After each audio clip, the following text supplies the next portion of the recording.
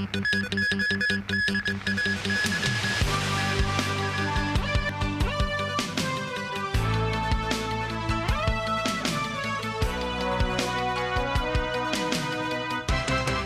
you're watching TVB News, and I'm Melissa Hekalea. The government has announced the roadmap for the green transformation of public buses and taxis in Hong Kong. It will financially assist public transport operators and vehicle owners to purchase electric buses and taxis as part of its plan. Authorities plan to achieve zero vehicular emissions by 2050. Timothy Lee reports. Currently, emissions from public transport vehicles such as buses and taxis reach 1.4 million tons per year, or about 4% of the entire city's emissions.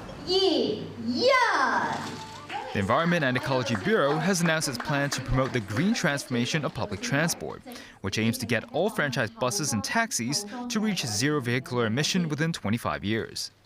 Starting this year, the government began offering financial assistance to franchise bus operators to buy 600 electric buses. Authorities will offer $400,000 and $800,000 for the purchase of a single-decker bus and double-decker bus respectively, or around 25% of the total cost of the vehicles. To take advantage of the measure, public transport operators must place their orders before the end of 2027. Authorities said they have no intention to financially support non-franchise bus operators. Space for electric bus charging stations will also be reserved for future public transport interchanges. The government will also support taxi drivers to purchase 3,000 electric taxis, with $45,000 for each vehicle. That's around 10 to 25% of the cost of an electric taxi. Taxi operators must then purchase the electric vehicles within half a year after receiving the payments. Authorities plan to install 500 more high-speed charging stations across the city by the end of 2027, as well as modifying petrol stations to provide more charging stations. Secretary for Environment and Ecology, Zhe Wan, said the government has faith that the zero-emission target could be reached, noting that EV technology has matured and more models are now available. However, some taxi drivers said there is a serious shortage of charging stations. They are concerned that the demand is unlikely to be met even after adding more charging facilities. Timothy Lee, TVB News. It's common for private schools in Hong Kong to require parents of new students to pay a debenture in addition to the tuition fee. TVB News received complaints from parents of students of a private school who could not redeem $600,000 worth of debentures 2 years after their children had left the school. The Education Bureau has ordered the school to stop accepting debenture payments. Timothy Lee, again. This parent, who goes by the alias Mr. Low, said he signed his daughter up for a private school in Wong Chuk Hang back in 2021. Besides the monthly tuition of $20,000, the institution required Low to pay an additional debenture of $600,000. Mr. Low said a teacher responsible for admissions told him that parents could redeem their debentures within a year if their children left the school. However, this teacher resigned before Low's daughter began school. Mr. Low, who decided to switch schools for his daughter after 1 year, sought to redeem his debenture in July 2022. But he has yet to receive the $600,000 more than 2 years after his request. Low was notified by the school that it was facing serious financial problems and that it was unable to refund the money. But the school asked Low to introduce the children of his relatives and friends to the institution, whereby their debentures could serve as a refund for him. Upon further digging into the school's financial statements, Mr. Low found that the school already recorded a deficit 3 years ago, but continued to offer debentures. He, along with several other affected parents, later called the police. TVB News earlier called the founder of the school, who admitted the school did not repay its debts, adding the institution needs time to recover. The founder said the school will be able to repay all the debts within 5 years.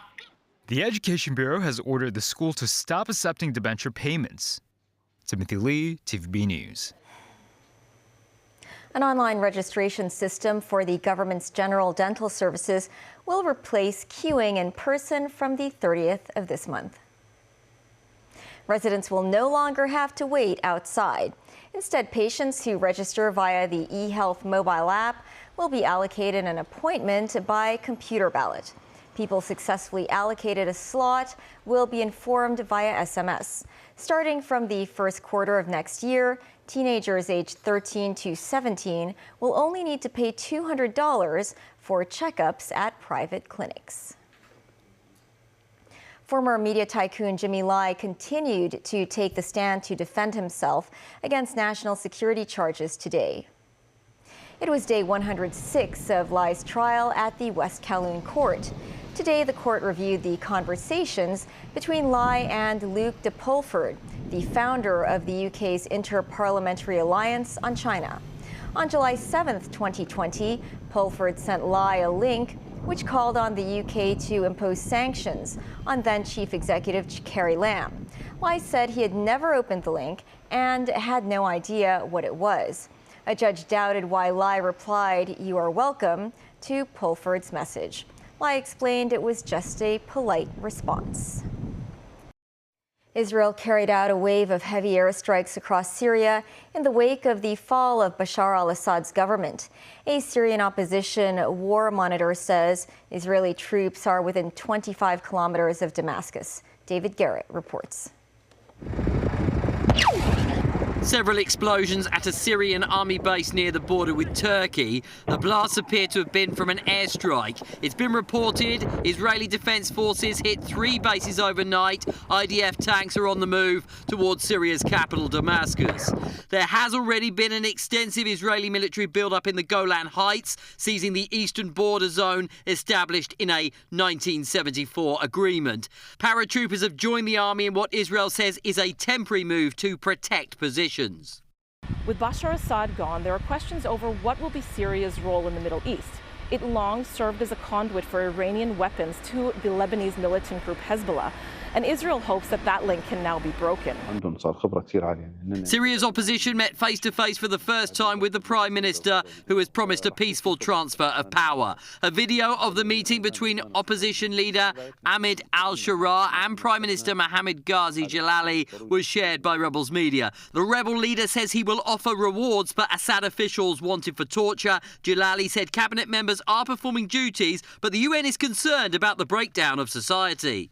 No public sector employees have reported to work as they have been urged by the former prime minister, who has been designated as some kind of a caretaker prime minister.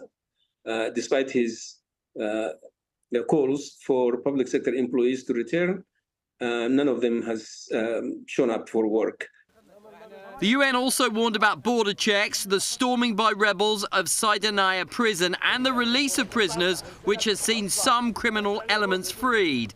The horrors and heartaches that took place here during Bashar al-Assad's rule have been many and brutal. Some of the stories of the feared institution known as the slaughterhouse will never be heard. People imprisoned disappeared. Loved ones don't know if they are alive or dead. Many thousands converged from across Syria in the hope of finding them or what happened to them. One in the crowd says there is barely a woman in the country who has not lost a husband, child or brother to this place. Where are our children? Where are they? Where is my brother? Where is he? Ghada Assad says her brother was taken when he was 30. He is dead. David Garrett, TVB News. A U.S. indictment unsealed on Monday has charged 2 former high-ranking Syrian officials under ousted President Bashar al-Assad with war crimes. This as U.S. officials are communicating with people in Syria to seek information about an American journalist captured there more than 12 years ago. Tracy Furness has more. Mark and Deborah Tice, parents of missing journalist Austin Tice, at a press conference in Beirut in 2018. Their son, a former U.S. Marine and a freelance journalist, was 31 years old when he was abducted in August 2012 while reporting in Damascus on the uprising against Syrian President Bashar al-Assad. Weeks after his disappearance, a video surfaced of him being led blindfolded by armed men saying the words, "Oh Jesus." He has not been heard from since, and the Syrian government has long denied holding him. However, now, with the fall of Syrian President Bashar al-Assad, there is hope by both the Biden administration and Austin Tice's family that this might be a new opportunity to locate him and find him alive. And that is exactly what US President Joe Biden confirmed as he was leaving a press conference on Sunday. What does the US know about where Austin Tice might be and if he's safe? We believe he's alive. We think we can get him back, but we have no direct evidence of that yet. And Assad should be held accountable. The US has sent a special envoy for hostage affairs to Beirut to seek information about the whereabouts of Tice. Our special envoy for hostage affairs, Roger Carstens, is in Beirut, and we are pressing all parties in the region to support this effort. We encourage anyone who has information about Austin's whereabouts to contact the FBI immediately. Meanwhile, the Biden administration is seeking ways to engage the Syrian rebel groups who ousted Assad and is reaching out to partners in the region to help kickstart informal diplomacy. This as a U.S. indictment unsealed Monday charged 2 former Assad officials with war crimes. Prosecutors identified the defendants as former Syrian Air Force intelligence officers Jamil Hassan and Abdul Salam Mahmoud. Tracy Furness, TVB News. South Korean lawmakers have passed a bill to appoint a special counsel to investigate President Yoon Suk-yeol's declaration of martial law last week. Meanwhile, prosecutors are seeking to formally arrest the country's former defense minister who allegedly colluded with Yoon in imposing martial law. Thousands of Seoul residents and South Korean civic group members gathered Monday night in front of Parliament. They were condemning the ruling party for boycotting an impeachment vote and demanding the immediate resignation of President Yoon. Yesterday, the Justice Ministry imposed an overseas travel ban on Yoon as authorities investigate allegations of rebellion and other charges in connection with his short-lived declaration of martial law. Still ahead.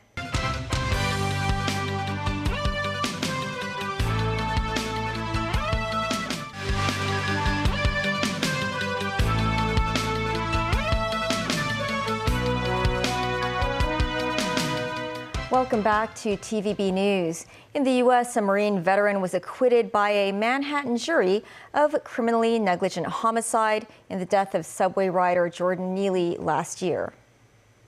Protesters gathered across the street from the courthouse, mostly in support of Neely. Neely died after Marine veteran Daniel Penny used a chokehold on him while he was in an agitated state. 26-year-old Penny gripped Neely around the neck for about 6 minutes. A more serious manslaughter charge was dismissed last week because the jury was deadlocked on that count. The case has amplified many American fault lines, among them politics, crime, and race. Penny is white, Neely was black. Back locally, the Hwang Mao Hai Bridge, a major construction project in the Greater Bay Area connecting Zhuhai and Jiangmen, will officially open at 3 p.m. tomorrow. Motorists will be able to travel on the bridge free of charge during the early phase. Besides CCTV cameras, the bridge also uses artificial intelligence and drones to increase efficiency and ensure a quick response during emergencies. The traveling time between the two GBA cities will be reduced from more than 1.5 hours to just 30 minutes. Motorists can travel at a maximum speed of 100 kilometers per hour on the bridge. The interior design of the main stadium in Kai Tak Sports Park was revealed today. The stadium, with a retractable roof, can host up to 50,000 spectators for mega events. Meanwhile, a brand new 40-lane bowling center located in the sports park will be open to the public next Wednesday. Equipped with facilities for athletes with disabilities, the center will host 2 international tournaments next month, including the IBF World Cup. Samantha Lee tells us more. With 40 international standard lanes, this bowling alley is the largest one in Kowloon and is able to accommodate about 250 players and 200 spectators at a time. Unlike many bowling centers, this venue was designed to help people with disabilities enjoy bowling. Without any steps on the floor, players are able to roll the balls in their wheelchairs. Handrails have also been set up to guide visually impaired players to the lanes.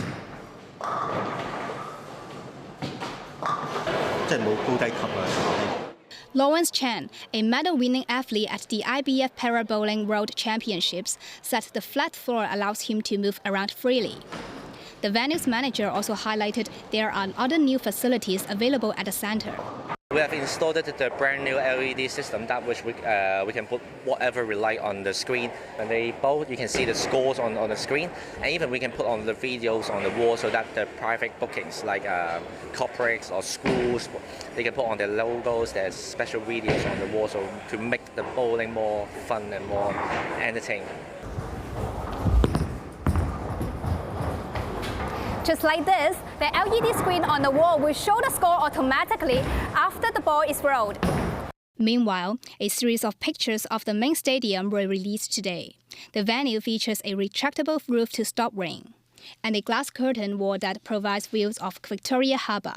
Furthermore, the stadium will be able to host football and rugby games, as well as concerts when the innovative turf system is completed. Samantha Lee, TVB News. And that is the news. Thanks for watching. Bye for now.